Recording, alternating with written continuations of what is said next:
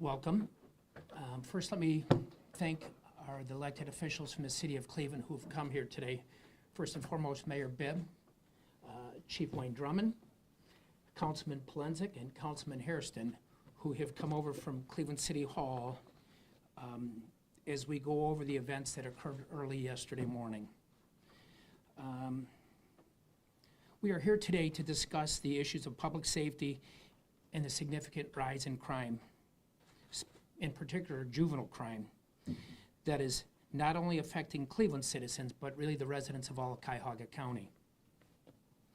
One of my fundamental duties as Cuyahoga County Prosecutor is to provide safety and enrich the lives of our residents and visitors. This is becoming an increasingly difficult task. This city, this county, and quite frankly, this state is becoming saturated with guns. The state legislature has made the accessibility and the availability of guns with their continuation of liberalizing gun laws to the point where you don't even have to be licensed to carry one, an added hurdle in our effort to keep the residents of Cleveland and Cuyahoga County safe. Again, this city is saturated with guns. Juveniles and young adults are driving around in stolen Hyundais and Kias with these guns creating havoc in their wake. I have seen far too many videos where this combination has led to death and destruction. Without question, this daily level of violence is unprecedented. As a former Cleveland City Councilman, I know firsthand how these destructive actions destroy neighborhoods. All residents' first priority is safety. And I know standing here with these elected officials, it is our utmost goal to provide our residents with a safe environment. People in Cleveland and Cuyahoga County deserve safe neighborhoods where they can walk to a store, walk to a local a restaurant, or even just simply fill their car with gasoline. I fully support diversion and rehabilitation efforts for juvenile offenders. I want to work with juvenile offenders to help them find the right track in life. However, there is a point where public safety must become the priority. Violent offenders need to be held accountable. They need to understand the consequences of their actions, and the citizens of our community need to be safe. I appreciate the difficult decisions made by our judiciary, and I call upon the juvenile court judges to take these matters seriously and to work with police, prosecutors, and local elected officials to hold violent offenders accountable. In the last month, we have seen recent cases where juveniles have committed armed carjackings, are released, and commit more armed carjackings. We have seen where juveniles have prior failure to comply cases where they're fleeing our law enforcement officers, and have attempted carjacking cases, are released, and proceed to commit more carjackings. I've also seen a video of a stolen Kia speeding excessively, running a red light, T-bone a car, and kill the passenger of that vehicle. Again, all in a stolen vehicle, and all within the last month. Public safety must be a priority. The video I'm going to play you shortly highlights the issues that we are seeing regarding juveniles and rising violent crime. It only lasts 5 minutes, but demonstrates the destruction that juveniles can commit in a matter of seconds. When I watched this video early yesterday morning, I was disgusted and appalled watching the level of violence directed at someone who appears to be simply doing nothing but sitting outside of a gas station. Several minutes later, the situation turns to complete chaos as dozens of bullets are fired indiscriminately down St. Clair Avenue, and it could have caused a great deal of destruction. Thankfully, no one was injured by these dozens of bullets.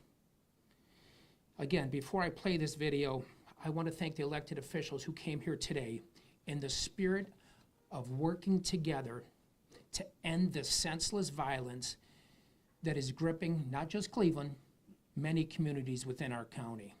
It is in that spirit where we're all here together that we pledge to work together, to try to bring a safer neighborhood to all of our residents.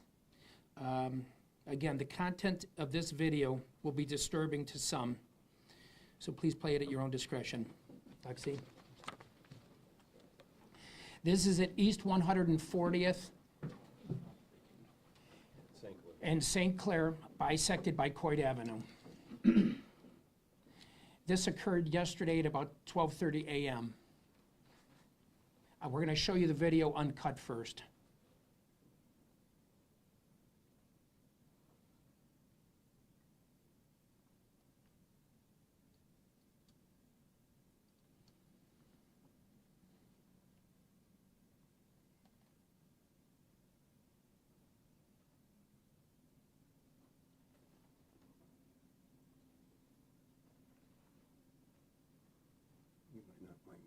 Narrate a little bit so you know what's going on. Again, simply appalling.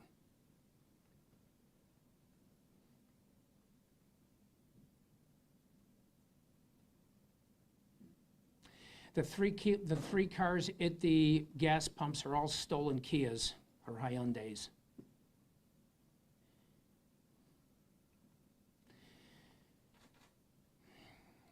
This video will go on for 2.5 minutes, but the troubling portion before the next event occurs is that they are very calm in their environment and quite frankly have acted like nothing has happened.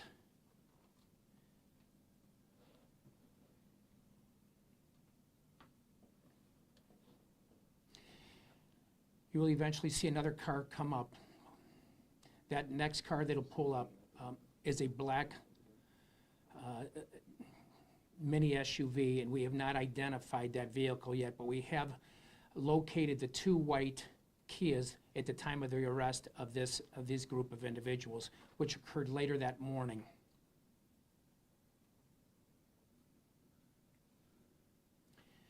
The individual in the green shorts appears to be the ringleader of the group.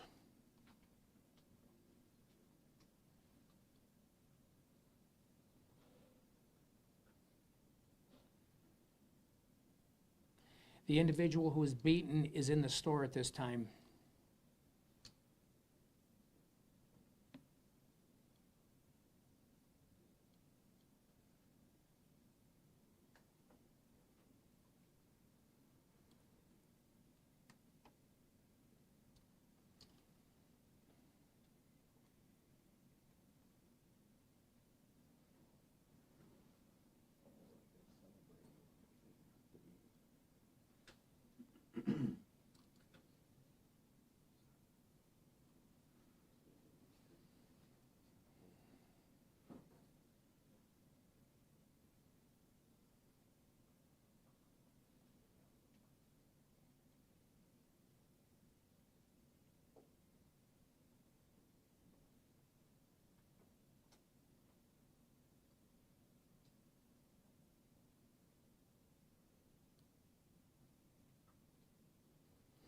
The individual who was beaten received some medical care, but he's doing okay. How old was he? 34.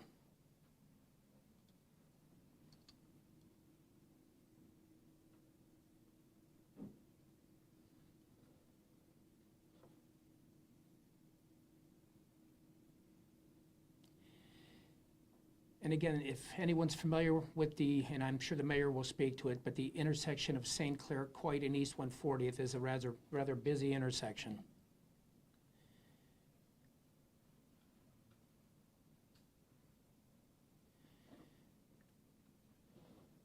We are still trying to understand, and we will be obtaining more video, exactly what these individuals begin to fire on. I assume it's a car. But we continue to investigate, along with the Cleveland Police Department, who has done a tremendous job in providing our office with the evidence needed to charge these individuals. You can see their attention now is turning to the other side of the building, where I believe a car is going down Coit Road. The individual in the green, who appears to be the ringleader, who is now charged with another homicide. You can see they begin to line up. And he begins to fire, as does three others in this situation, including an AR-15 on the left, including the guy sitting on the car by the gas pump who's firing. And again, the beating and the shootings all happened within a matter of 5 minutes. Okay, you want to break it down to okay, this is a slow motion that demonstrates the chaos that occurred. Again, the individual is doing nothing but sitting next to a gas station minding his own business. Is there any indication the attackers knew him or had? We don't have any evidence of that at this point.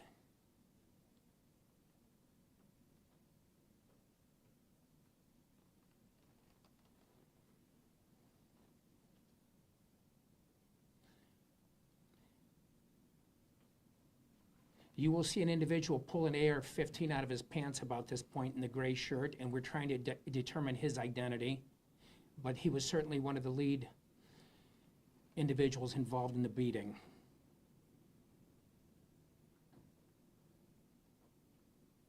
He places the gun on the ground.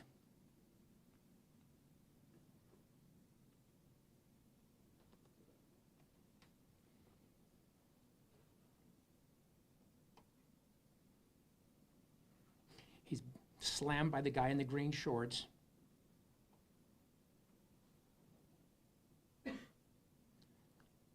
That individual in the beige sweatshirt is also unknown.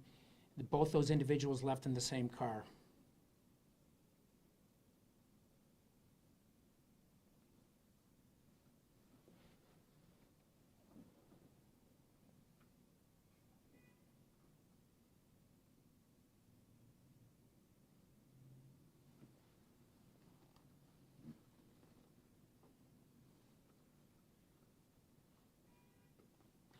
The man is lucky to be alive.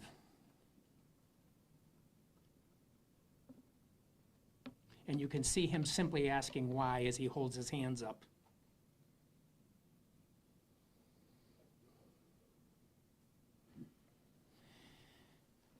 And then 2 minutes later, we see the shootings down St. Clair Avenue, and it's, by the grace of God, no one was injured.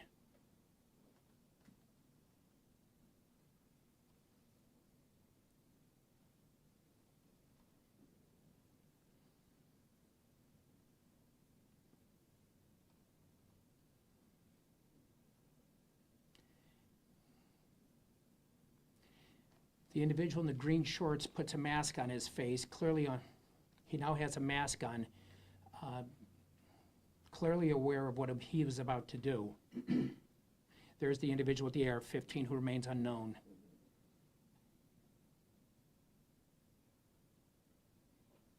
You said green shorts is now charged in a separate homicide? Correct. Those are the fluorescent green shorts? Yes. with the mask on. You will now see him run towards St. Clair Avenue, and we believe discharge his handgun 18 times.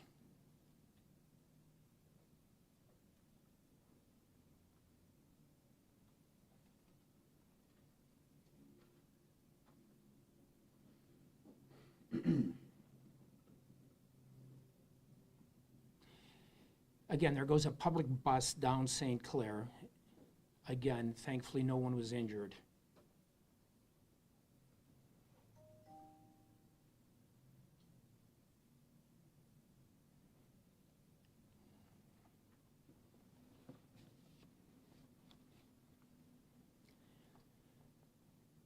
While he was shooting, here's the individual shooting in the parking lot right behind him, including the individual with the gray with the AR-15, including the individual on the beige in the car by the pump who begins to fire multiple times outside the window of that stolen car.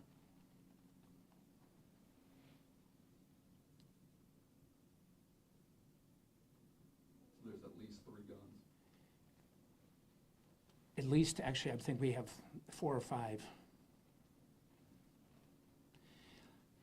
Obviously, this investigation continues since it just happened yesterday morning at about 12:30.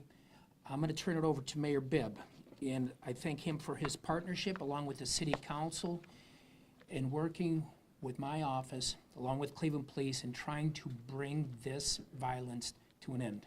Mayor Ben? Thank you. Thank you, Prosecutor. First and foremost, I want to thank the prosecutor and the leadership and the front line members of our police department who successfully made 12 arrests to really address this issue in our city. As you can see in the video, this behavior is unconscionable, immoral, and quite frankly, unacceptable in our city. And as I said last week, our administration will not spare any expense to keep our city safe. It's going to take every part of our community, from the prosecutor's office to our courts to law enforcement at every level, to keep our city safe and secure, and that's our commitment at City Hall. The other thing I want to just highlight is the importance of the fact that we will continue to be as aggressive as we possibly can to make sure we hold these juveniles and anyone else in our city committing criminal behavior accountable. It is not acceptable. And I've instructed the chief and our command staff to use every tool in our arsenal to be aggressive to keep our city safe. The other thing I want to mention is the prosecutor mentioned the importance of diversion.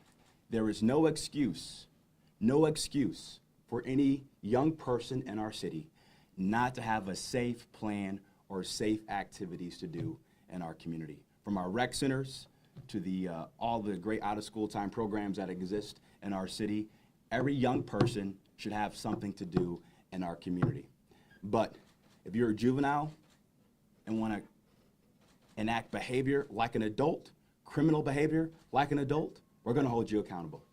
And our prosecutor, our city prosecutor, working with the county prosecutor, will use every tool of the law to hold them accountable. Now I want to give it over to the chief of police. Chief. Thanks, Mayor. Thanks, Prosecutor O'Malley, City Council, and well, I have a couple folks from my command staff here. Johnny Johnson is a commander out in District 5, and Deputy Chief Sammy Morris there. I think, like the mayor just said, this just highlights the level of violence in our community. It's evident there in the video, and it's something that our officers are dealing with on a daily basis. And the thing about this particular video, or in others not that you see here, is that these crimes, heinous crimes, are being committed by juveniles. Juveniles committed these crimes from 16 to 12 years old.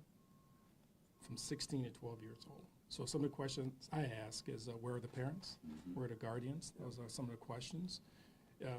In the city of Cleveland, we have tons of activities for juveniles, in our rec centers and beyond, and other agencies and so forth, that we can have things for juveniles to be involved in. But this type of behavior is unacceptable on all levels, unacceptable. The officers in District 5, under the leadership of Commander Johnson, received a call, as you guys are aware. They responded to Delavan Avenue, and they made arrests of quite a few juveniles, 12 to 13 juveniles, that broke into a house they shouldn't have been in. So that's an aggravated burglary charge that they have there. In the process of going through the home and securing the home, they arrested all those juveniles inside the home, confiscated 2 weapons we believe is going to be involved in other issues. One of the individuals was wanted for murder, which the Prosecutor O'Malley talked about. So we're talking about some very violent individuals. I'm not a proponent of mass incarceration. Let's get that clear. I am not.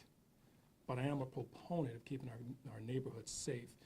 And if that means putting juveniles, that's the key, violent juveniles behind bars to make our neighborhood safe, then I'm a proponent for that. What we're seeing there is animalistic, and people may come back and say, well, I can't believe the chief said that, but look at that video. To attack that man who's doing absolutely nothing, it's animalistic behavior, and we can't have that in our communities. We'll not accept that. I will not accept that. The mayor, the safety director, my command staff will not accept that type of behavior. I am pleased with this partnership that we have with the county prosecutor, as well as the city prosecutor, as well as the federal prosecutors. I was talking about juveniles, so we're not going to talk about federal prosecution. That's not the case. But the partnership is so important. When our officers arrested all those juveniles, and again, it was about 13 of those juveniles, they had those juveniles for a very long time because they had to finish the paperwork. And it's important for me to illustrate what happened. They had all those juveniles for several hours because there's a process involved in getting them admitted or accepted at the DH.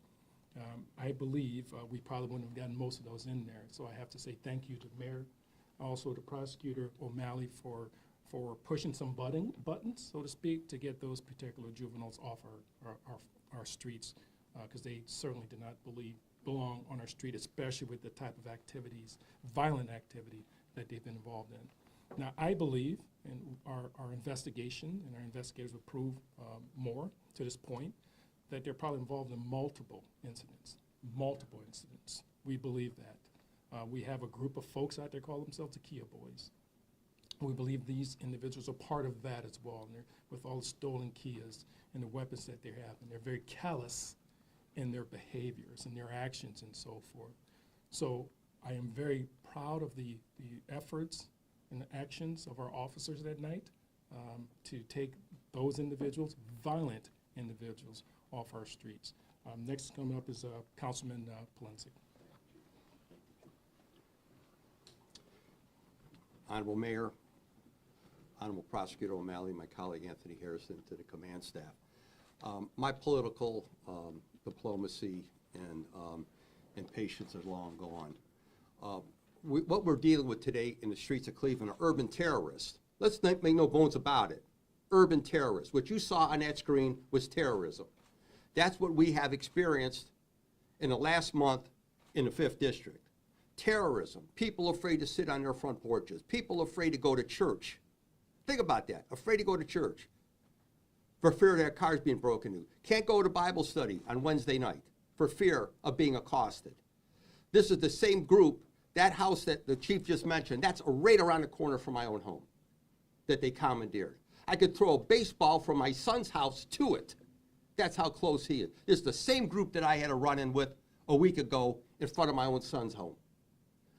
Stolen Kias, stolen Hondas, waving guns, running through the neighborhood, threatening women and children. We are not going to live like this. I refuse to live like this, and I refuse to let my citizens live like this. So I want to thank, again, the mayor and the county prosecutor and my colleagues, and on behalf of Council President Blaine Griffin, who would want to be here but he couldn't. We got to take back the streets in Cleveland.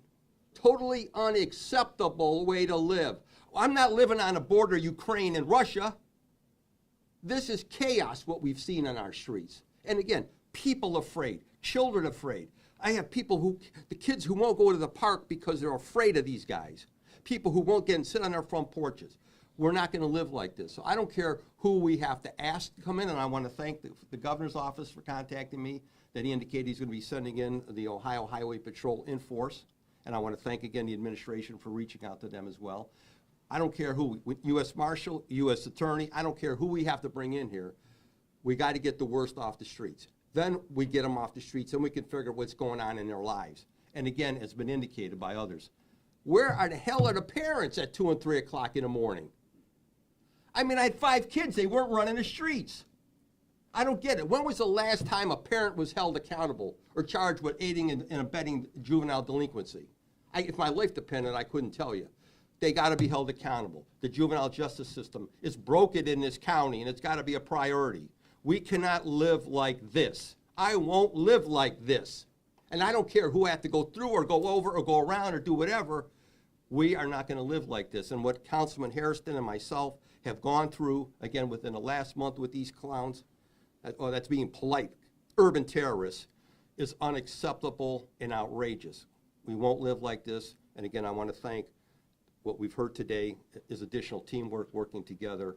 And I'm appalled by what I've seen. And again, in all my years in city council, 43 years, I've never seen anything like this. Never, ever. And I'm not going to see it anymore. I want resolution. Thank you. Thank you, Councilman Polensek. Thank you, Prosecutor O'Malley. Thank you, Mayor Bibb. Thank you, Chief Drummond. I don't know if there's any more that I can add. You've heard it all. We are sick and tired of being sick and tired. That's it. No longer are we going to allow these individuals to wreak havoc on our neighborhoods. That's out. Gloves are off. Time out. Gloves are off. We are, as you heard from Councilman Polensek mention, that we are asking our partners at the state level, We are calling on our partners at the federal level. We are calling our partners here in the county, as we heard, talked about our juvenile justice system, that we're all a link in this chain, right? This chain that keeps things together. So it is important that every one of us play our part. And so we are demanding that others come into this city, bring the cavalry, bring whoever you have to help us, help the neighbors and the people who've been living in these neighborhoods. You know, a lot of these neighborhoods have legacy people here, right? These are people who've been here for generations, people who have raised kids here, who've raised their kids here. And you know what the calls I get or the emails I get? Councilman, I'm out of here. I'm gone. I'm leaving. I can't sit on my front porch. Got a call today on my way here. A gentleman who's been in his neighborhood, in his house for over 35 years. Wake up to bullet holes through his windows. Bullet holes through his windows. He keeps his grandkids at his house. He bought the lot next door to fence it in so they can go outside and play. But that's over. You know why? Because as Councilman Lindsay said, these urban terrorists who are out here wreaking havoc every single day on our neighborhoods. And we are tired of it. So I just thank the prosecutor for his work and bringing us here. Thank you to the police department. Thank you to the mayor's staff who quickly responded to this property and was able to pick up almost all of these individuals who committed this heinous crime. When I saw this video, my stomach dropped. This is sickening. Sickening, and we all should be upset. We all should be enraged. So no more if you see them, you hear them sitting in your house with your grandkids or your kids, you hear the conversation, you don't say nothing. That's over with. Or you see them next door on the vacant house hanging out and you hear what they're talking about and you say nothing. That's over with. Time out. We all have a part to play in this. And we are calling on every single person to do their part to help ensure that these individuals who live, work, and play in these communities have a safe environment. Thank you. I want to bring up the juvenile chief, and again, the key to this case was the fact that somebody called in and said there's a bunch of kids at a house who don't belong there. And that's how these kids were arrested within 2 hours of doing these horrific actions. So the point that the councilman made is that it's up to the people to assist law enforcement to end this string of violence. Again, Mr. Piker? Thank you, Mike.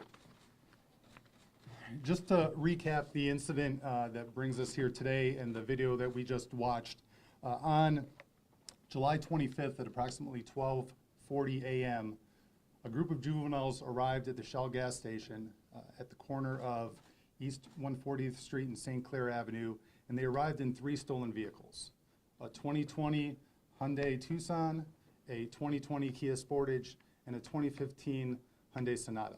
All 3 vehicles were stolen on the evening of July 24th, 1 from the University Circle area, 2 from the Tremont area. And when these juveniles arrived at the gas station, a number of them began to actively assault a 34-year-old male who was merely minding his own business, seated up against the wall of the gas station. Some of the juveniles that assaulted the victim were armed and used those firearms during the assault. And after the vicious attack, the victim was ultimately able to retreat inside the gas station.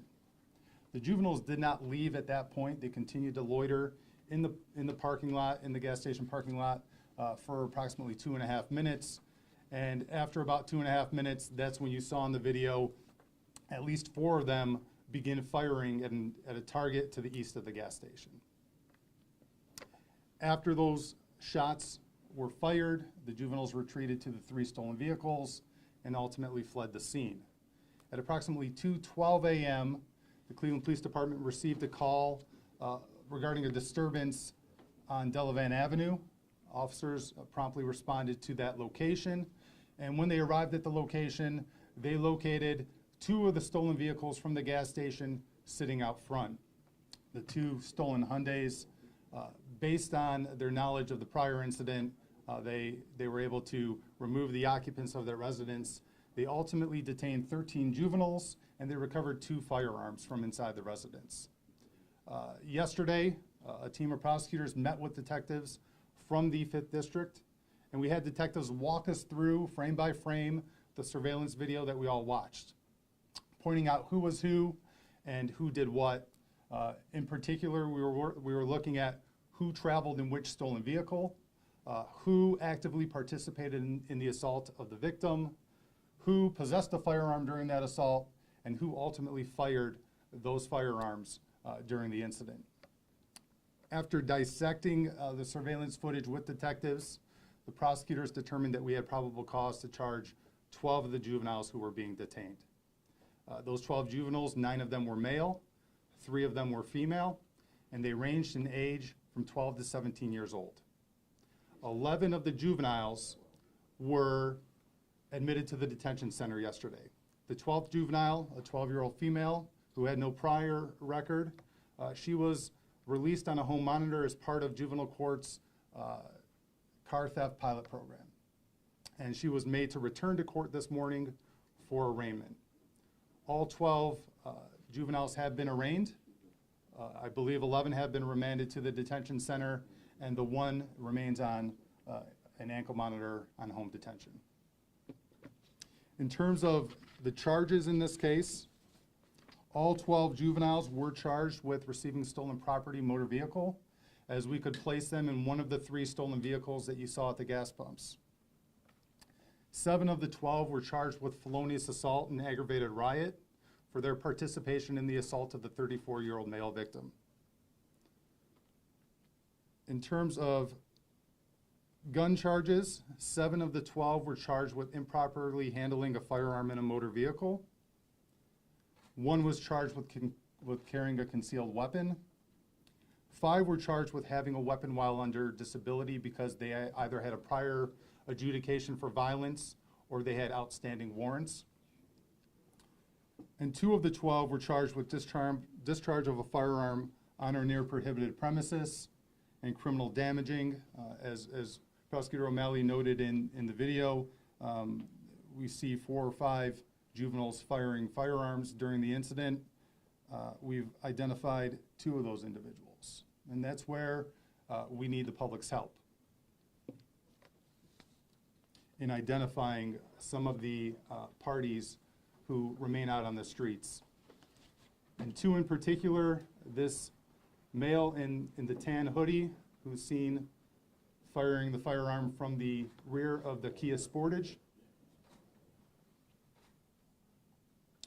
And this juvenile in the gray hoodie who is seen with an AR-style rifle during the incident.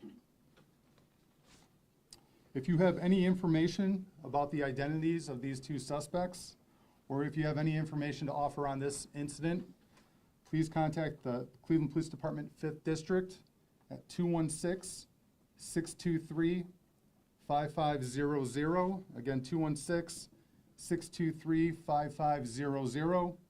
Or please contact Crime Stoppers at 216-252-CRIME. Thank you, and now I'm going to turn it back to Prosecutor O'Malley for some closing remarks. Yeah, I just want to thank the partnership that we have with the City of Cleveland, the Administration Council, that allows us to work seamlessly to try to bring these individuals into detainment, as well as trying to seek some justice on behalf of the victim of this crime. And again, I just want to thank them, the chief, the commander, the mayor, as well as the council for their work with my office. If there's any questions, Ed? I have a question for the mayor. Mayor, I'm hearing a lot of talk about we're not going to stand for this, we're going to do everything we can, but when you see that kind of lawlessness, what do you tell people about being safe in this city tonight when they see that kind of lawlessness, no police around, and clearly no fear of the police? I'll add to that, and I want to have Chief Drummond add to that as well. First and foremost, I think the residents of Councilman Hairston and Councilman Polinsik's ward will feel a little bit safer this evening because 12 juveniles have been arrested that have been causing havoc in their neighborhoods, which is completely unacceptable. Secondly, per our announcement last week through our RISE initiative, we're bringing in additional resources from the FBI, U.S. Marshals, ATF, and U.S. Attorney in collaboration with the county prosecutor as well too. Now, a lot of that work we're doing, I can't speak about in terms of the intelligence happening on the ground to hold our most violent criminals accountable, but I can assure you, you'll see more resources from the state and federal law enforcement to help us keep our city safe. Chief? Yeah, I'd like to echo what the mayor just said, Ed. We arrested quite a few individuals we know are responsible for quite a bit of the violence that's taking place in the 5th District that Councilman Palinzik just mentioned. There are others out there. So we've taken 12, 13 individuals that we know are responsible for quite a bit of the violence over there, coupled with the partnerships that we have, not only with the prosecutor's office, but with as the mayor just talked about, with the State Highway Patrol, they're coming in. Again, we can't get into the particulars. Our partnership with the FBI, our partnership with ATF, DEA, I can go on other federal agencies and so forth. ATF, we're currently working in some of those neighborhoods that we're having some issues in.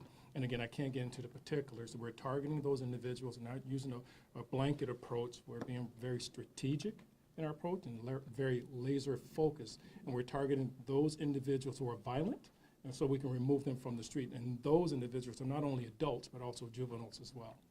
Mr. O'Malley, if I may. Harry Boomer, Channel 19. You have 12 or 13 people in custody. How long can you hold them before they're back preying on people in the city of Cleveland? Well, Harry, currently in the juvenile detention facility, there's roughly 160 juveniles detained for offenses ranging mostly high-level felonies. Ag murder, attempted murder, and multiple ag robberies are the predominant individuals who are being housed there. The juvenile court has looked at this matter. They certainly understood its significance. The guns that were taken yesterday morning from those individuals are already being tested with our partners in federal law enforcement. There will be NIBIN testing done. They will track down if those guns, and it's not going to be a surprise to anyone, if those guns have been used in other violent incidents within our county. So I do believe the juvenile court is aware of the level of what transpired. If they aren't aware, they certainly may see it tonight on the 6 o'clock news, but I can just tell you that, listen, everybody in the criminal justice system has a tough job. From the police officers on the street, to the prosecutors who are handling these cases, to the county prosecutor who's stuck between those who say you're being too tough on juveniles and others who are saying you're not being tough enough. To the judges who have to deal with sentencing these, also stuck in the quandary of hearing community groups say, seek rehabilitation, and then we have rehabilitation through programs, diversion, working with them through our intervention center, but at the same time, then those individuals go astray and they commit another carjacking. I don't think anybody in the criminal justice system isn't trying to do the best they can. I really do believe that we may have different philosophies on a particular case, but I do believe everybody's trying to do the right thing. And so, and they have limited resources. Like I said, there's 160 people there. They had to bring in extra staffing last night because there's so many juveniles there. It has a capacity of 180, and I don't think they have enough staff to have 180. But as we see, and we're seeing all too often, that these situations are occurring, the public demands safety. Councilman Palinzik, Councilman Harrison are justifiably upset because they're on the front lines. I was there. They get called at home and saying, what is going on in our neighborhood, and why aren't you stopping it? So I get it. With all due respect, could you answer my question? Yes. How long can you hold these individuals? These individuals will be they will be held as long as the court deems appropriate through the end of the disposition of their case, if the court deems it necessary. So that's the answer here. As long as the court deems it necessary, possibly through the end of their case. Now, obviously, the individual charged with homicide, my expectation, he's not going anywhere, nor should he be. He was clearly the ringleader in this event. He charged at whatever target they were shooting at, and he shot 18 times himself. So you may have the judges may, and they should, look at each individual individually and determine what they see on, and what they determine to be the appropriate level of detainment, whether it's in the DH or on an ankle monitoring. But It's my expectation that most of these individuals will be here through the end of their case. What specifically needs to change in the juvenile justice system to stop this? It's already illegal for teens to carry handguns. It's not stopping them. So what specifically needs to change? Well, I would say this. I think first of all, things need to change at home. To rely on a government agency like the court, they have limited options. But let me tell you what, every one of those juveniles has somebody at home who's responsible for their well-being. They were all out all night, including a 12-year-old female. And my question is where are the people who are in charge of their supervision? I can tell you when I was 13, 14, 15, and 16, I had somebody watching the minute I came in the house and making sure I went right to bed. That's how things happen, at least back in the early 70s, mid 70s. But, I mean, so you ask, it starts at the home.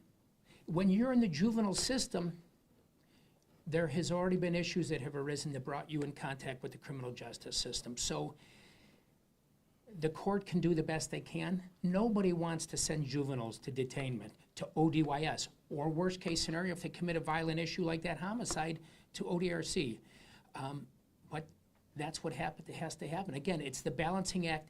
You try to work with juveniles, you try to get them in the right programs, you try to put them on the right direction, but when they fail and they commit acts of violence that are so terrible, like what we just saw, then this pendulum swings to public safety. And I think that video just demonstrates it's time for public safety to take over. You heard the councilman reference it. He can't remember the last time a parent was charged. Have you instructed your prosecutors to go after parents?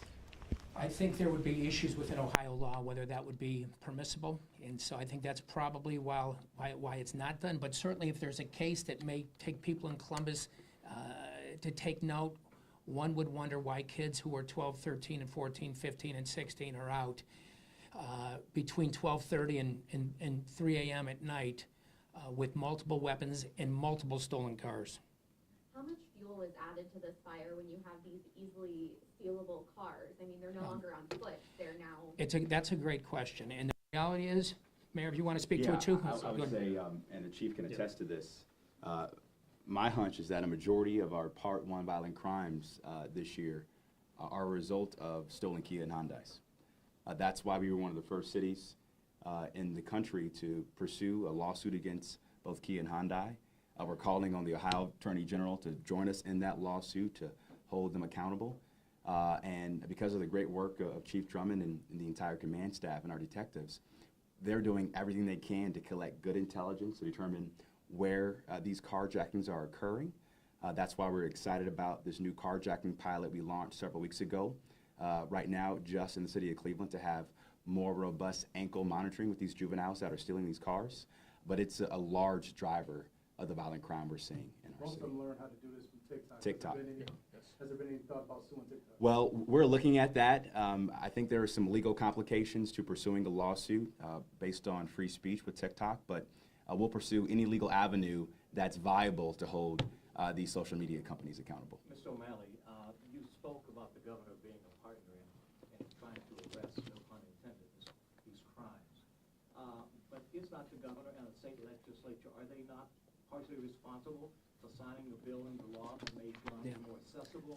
And what kind of pressure are you putting on the governor and the state legislature to do their role to stop all of this? Yeah, I don't know that I said that the governor was helping in this. No, you said you thanked him. And we can appreciate that. Yeah. But what I'm saying is, what kind of pressure are you putting on the governor and the state legislature that passed the bill that said no license, no training, open carry, concealed carry, all of that is law? Well, That's what I'm asking. Well, let's be politically realistic. Whatever it takes, Yeah. political, Yeah. social, Let's- cultural, I don't care. Yeah. What are you Let's- doing? The reality is, working through our association, working through the state reps, state senators that we have in Cuyahoga County, not just myself, but pretty much every elected official with an understanding of how weapons are destroying our community, as I've said in the past, one shot at a time.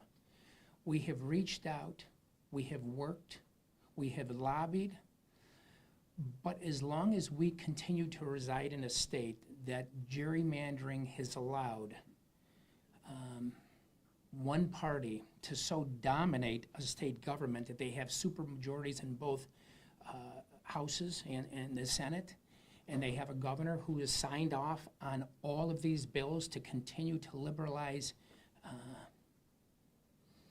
the flood of guns within our community, we are, as urban, and it's not just affecting, let's be clear, it's not just affecting Cleveland or Cuyahoga County. It's all the urban areas within the state of Ohio. But we have little or no say, even though we lobby our own legislators who are in such a political disadvantage. But, you know, Harry, we're talking about guns, and the reality is these guns are coming home, and they're being brought home, or they're being kept in stolen cars. Parents and families, guardians have an obligation, for the sake of their own children and their own, whether it's their grandkids or whoever, they have an obligation to also inquire as to what's going on in their life, to search under their bed, to search in their closet, to search in their car. And they can't, parents and guardians have to become involved. They have to, because they are the first line of defense in trying to steer these kids into the right direction. And if we're relying on government to teach kids or to educate kids or to give kids a moral compass, we're already behind the 8 ball. It starts at the home, it starts at church, and it starts with families working with kids to do the right thing. Mr. Prosecutor, do we have any idea where they're getting these guns from? As was mentioned earlier, it's already illegal for the juveniles to have guns. It's not like they're going to gun stores or gun shows to buy them. Do we have any idea where it's I think that's a good question. I think it's a combination of many factors. A lot of the guns, or a few of the guns, are stolen. We know that from homes. They're stolen from cars. Again, we have a epidemic proportion relative to the stolen Kias and Hondas and so forth. And some of those vehicles possess their guns in it and so forth. So it's a combination of all those things that I'm talking about. You're right, they're juveniles.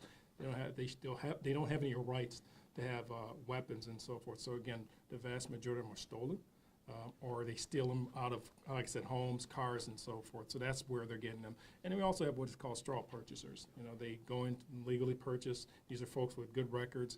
They legally go into a gun show, gun store, purchase weapons, multiple amount of weapons, 6, 7, 8 or more at a time, and bring them to the community, and they give them to individuals that shouldn't have them, and then they get spread around the community. That's part of it as well. Not the only problem, but there's a vast array of reasons why these individuals end up with guns that they shouldn't have. Is that illegal now? And if it is, can we go after the Straw purchase? Yes, it is. And we work with our partners, and a very good question. We work with our partners at ATF to target those individuals. And again, I can't get into more particulars, but we do work with ATF to target those individuals, yes. What were the guns in this specific case? Were they stolen? I don't have that information. I'm not quite sure. I would have to look at the report. I'm getting two cases confused. I'm not quite sure if either one of the guns that was recovered in this case was stolen. Not sure. We don't know I yet. have a question for you. I live in the city, 22 years. When I go out to eat breakfast or to shop, people used to say, Harry, have a good day. Now they're saying, Harry, be safe. What do you say to the residents of the city who now feel under siege? Well, first, I would say that our administration, in collaboration with City Council, the county prosecutor, and state and federal law enforcement, we're going to do everything in our power to keep the city safe and secure. Secondly, we talked about guns. I would tell them, number one, vote your conscience and vote for safety when it comes to Election Day, because we can use our real political power to change the culture of guns in this state. It starts by voting no on issue 1, by the way, to make sure we can maybe put a ballot measure on our state constitution to have common sense gun reform. I would also say is they have a role. The best intelligence we can get is from residents who are seeing something in their neighborhoods. That's what made this case so successful, and so we want to just encourage that good behavior from our residents. Do you guys believe there's a revolving door right now in juvenile justice down at the court and at the detention centers? I would say that would depend on the crime. I think gun crimes are taken seriously. There's limited capacity, but do I think they take gun crimes seriously? I would say most of the juvenile court judges and magistrates do. Not all, but most. But on low-level issues, I mean, we're averaging now the last few months 400 stolen Kias and Hyundais a month. The math, when they're arrested, on how many people would be in the juvenile detention center, we would have to open, or the county council would have to begin deliberation on expansion. And so, again, I understand the difficulty that it's unprecedented. And that's why many of us have called upon the Attorney General. Let's try to hold Kia and Hyundai accountable. Let's try to, by doing a lawsuit, make them come up with a quick fix to end this epidemic of stolen vehicles. Not just in Cleveland, it's all over.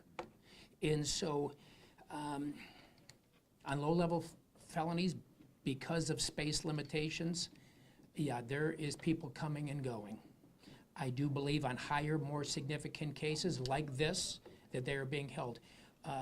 Somebody asked a question about the guns. Let me just give people a reminder. I read the crime reports every day, and it sickens me to see how many people's cars are stolen with guns in them, which just puts it's every day just putting another gun into circulation. And I don't know if it was Harry who asked the question or not, but we've had cases where groups of juveniles, have broken into gun stores to steal hundreds of guns. So cars, burglaries, breaking into gun stores, stealing mom and dads. I've had cases where a mom has given a juvenile a gun. So all across the board. But people just need to keep their guns under lock and key, and let's stop this silly idea of leaving guns in cars, especially when we have this many cars being stolen.